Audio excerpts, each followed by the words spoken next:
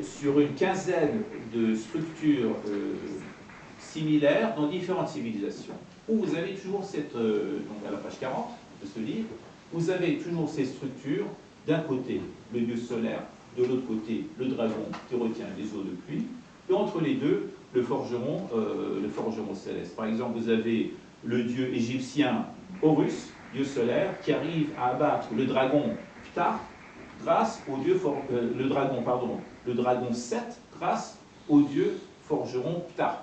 Vous avez dans la mythologie grecque le dieu Zeus qui parvient à abattre Typhon, donc le monstre ophidien, grâce à Héphaïstos, le dieu forgeron. Vous avez dans la tradition indienne, qui est la plus proche de la tradition iranienne, Indra, dieu solaire, qui parvient à avoir raison de Vritra grâce au dieu forgeron Tvashti, qui va forger l'arme grâce à laquelle il va réussir à vaincre le démon. Et puis en Iran, vous avez donc la lutte entre Mitra et les dragons. Dans l'Avesta, vous avez Svaetaona contre Ajidarok, ça figure dans l'Avesta. Et puis dans Feldossi, vous avez Félédon, donc le dieu solaire, qui va vaincre le dragon, donc qui est Zahok, qui est une figure humaine. Parce que là, c'est le mythe primitif, mais dans le Shahnameh, ils ont des figures humaines.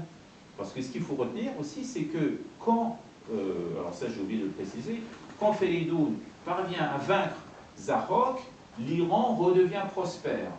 La terre de l'Iran redevient prospère, la terre de l'Iran se remet à verdir, à fleurir. C'est-à-dire que sous le règne de Zahok, le pays était atteint pendant 1000 ans de sécheresse. Donc avec l'arrivée de Félédon, la prise du pouvoir par Félédon, l'Iran redevient prospère et l'Iran se met à renaître. Donc c'est en relation avec des phénomènes météorologiques aussi. Mais ce qui se passe dans le Shahnameh, c'est qu'on n'a rien au milieu.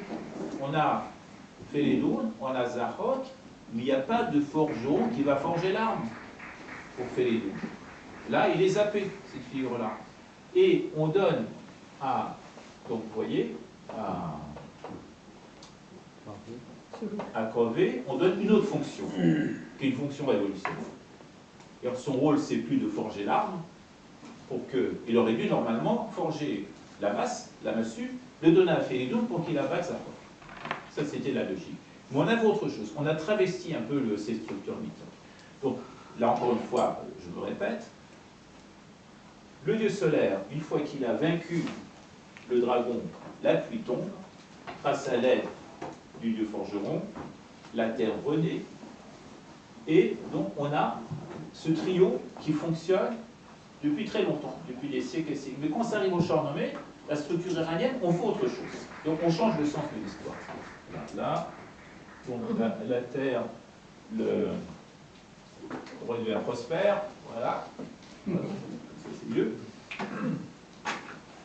Et c'est ça qui est intéressant, c'est-à-dire que dans le Shahnameh, il est dit que Félédon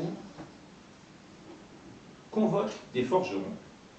On ne sait pas qui c'est, des forgerons anonymes. Il demande à une équipe de forgerons de venir et dit voilà, je vais vous faire un dessin et vous allez exécuter ce que je vais vous demander. Donc ce n'est pas le forgeron qui le fait, c'est Félédon qui prend la place du forgeron. Et sur le sol, donc sur le sable, il dessine la forme d'une massue, Golzebovsa, une massue à tête de bœuf. Et il demande à les forgerons de construire cette massue. Donc c'est lui qui prend l'initiative et cette structure centrale disparaît. Donc il ne reste plus que Félédon et Zahok. Et les forgerons ne sont plus que des exécutants. Et à Corvée, on donne le rôle révolutionnaire. C'est-à-dire que Corvée, ça va être celui qui va soulever le peuple contre le tyran.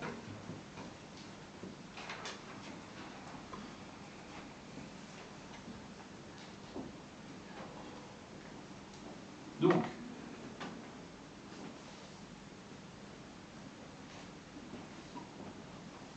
ce que je voulais ajouter aussi, c'est que quand le peuple va retrouver Félédon, ils reconnaissent en lui le porteur de fable. Je vous ai parlé du fable tout à l'heure, la grâce divine. C'est-à-dire quand le peuple va chercher Félédon, dire voilà, si on veut que toi, tu sois notre roi, on va te suivre, on va renverser Zahok. Quand il voit Félédon, il voit en lui le fable, la grâce divine. Alors on ne sait pas comment, mais bon, voilà, il devait rayonner ou quelque chose comme ça. Et c'est ça qui fait la différence. Et donc dans mon étude, c'est ça que je démontrais, que ce sont ceux qui possèdent la phase divine, c'est-à-dire les générations des rois qui se succèdent, ce sont ceux-là et ceux-là seuls qui doivent changer le cours de l'Iran. Donc il ne peut pas y avoir ici de forgeron. Il ne peut pas y avoir un artisan d'une caste inférieure.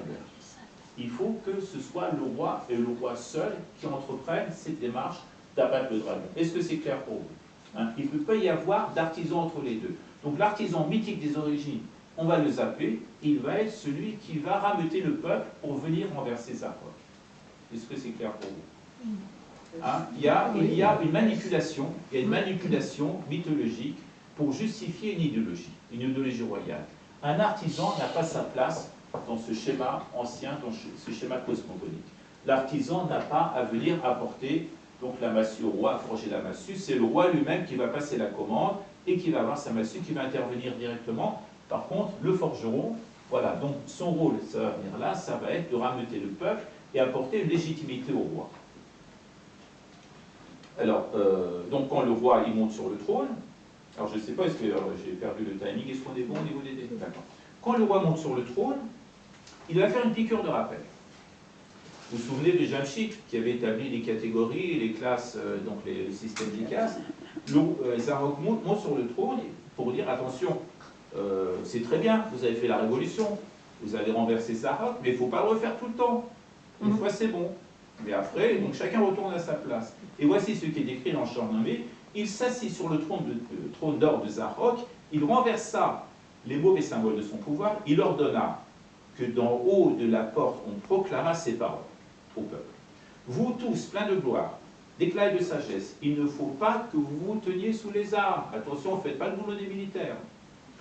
Il ne faut pas que vous cherchiez une même gloire et une même renommée. Il ne faut pas que l'armée et les artisans cherchent une distinction de la même espèce. L'armée et les artisans, attention, il ne faut pas se mélanger. L'un doit travailler, les autres doivent combattre. Chacun a un devoir qui lui est propre, l'un entreprend l'œuvre de l'autre, sinon le monde se remplit de désordre. Pour que ce ne soit pas le chaos, pour que le monde ne se remplisse pas de désordre, il ne faut pas que les artisans fassent le boulot des militaires, il ne faut pas que les militaires fassent le boulot des prêtres, ainsi de suite.